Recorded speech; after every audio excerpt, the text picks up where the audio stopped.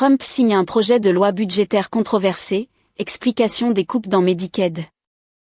Explorer les implications du projet de loi budgétaire de Trump qui réduit Medicaid et affecte des millions.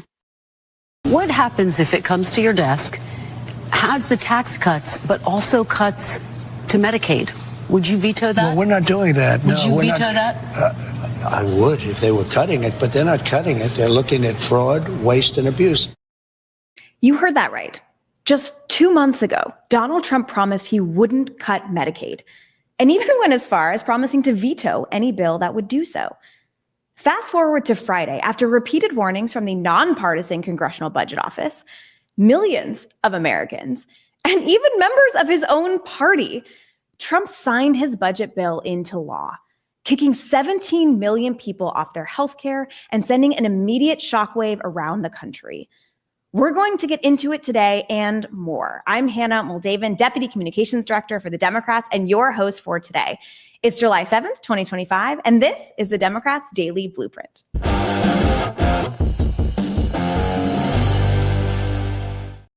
First, we want to acknowledge the heartbreaking tragedy in Kerrville, Texas over the weekend. At least 82 people, including 28 children, have been taken by dangerous flash floods in the region. DNC Chair Ken Martin and Democrats across the country are praying for the missing Camp Mystic girls, all of those still unaccounted for, and the first responders who are braving the floods to bring them home. We also want to note that critical positions in Central Texas offices of the National Weather Service went unfilled after Donald Trump and Elon Musk laid off nearly 600 staff members. At the time, experts warned of loss of life because of these cuts to the National Oceanic and Atmospheric Administration. And while Texas continues to face the deadly impacts of flooding, DHS Secretary Kristi Noem spent time on Instagram last night posting portraits of herself and asking followers to weigh in on which one was best, labeling herself as Miss Blondie and Iceman. Over the holiday weekend, Donald Trump and the Republican Party sent a message to Americans: if you're not a billionaire, they don't give a damn about you. After passing the Senate early last week, House Republicans passed Trump's billionaire budget, which made its way to Trump's desk for signing in a July 4th spectacle. Trump's bill includes $1 trillion in Medicaid cuts, $3.3 trillion added to the deficit, and the largest cuts to food assistance for families, children, and veterans in American history.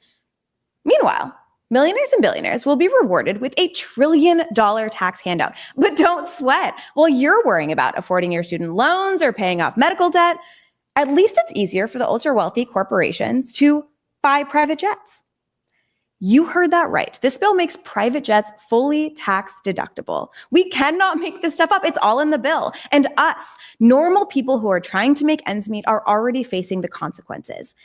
A clinic in Curtis, Nebraska has already announced plans to close because of Trump and Republicans' steep Medicaid cuts.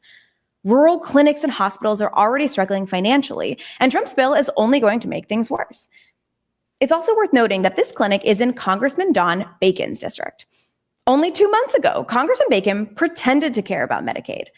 On Thursday, Bacon voted for this bill, and now over 23,000 of his constituents will lose access to their health care.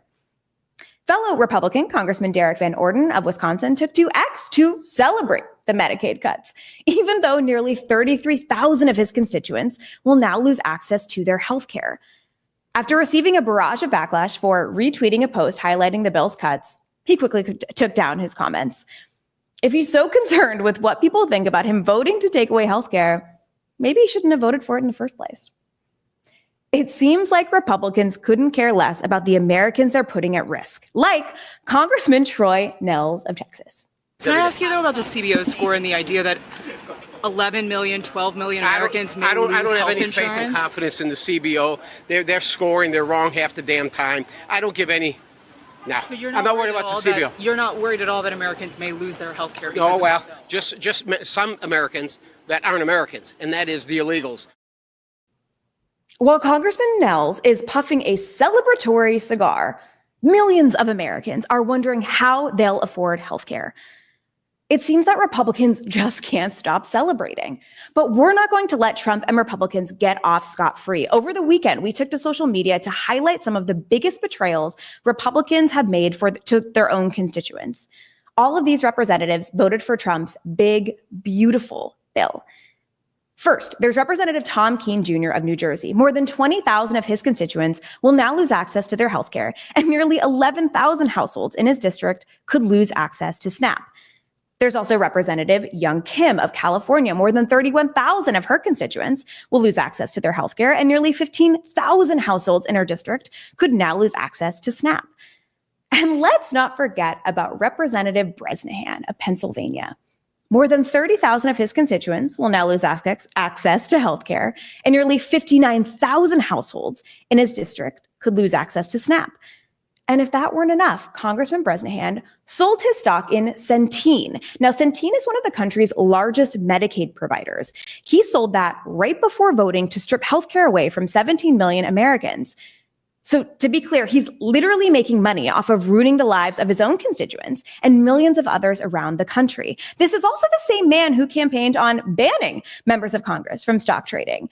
That's got to be up there in the Congressional Hypocrite Hall of Fame. We will not let Republicans forget that their vote to pass Trump's billionaire budget rips away healthcare and food assistance from their own constituents, which is why we want you to join us in letting Trump and Republicans know that they can't and will not get away with voting for their awful bill. We're launching Organizing Summer nationwide to come to you with trainings, voter registration drives, and community events to help you hold Republicans in your area accountable for these votes. If you're interested in volunteering, visit our website at democrats.org/take action. Thank you for joining us today for this episode of the Daily Blueprint. We'll be with you right here every day at 10 a.m. Eastern on the DNC's YouTube page. Until tomorrow.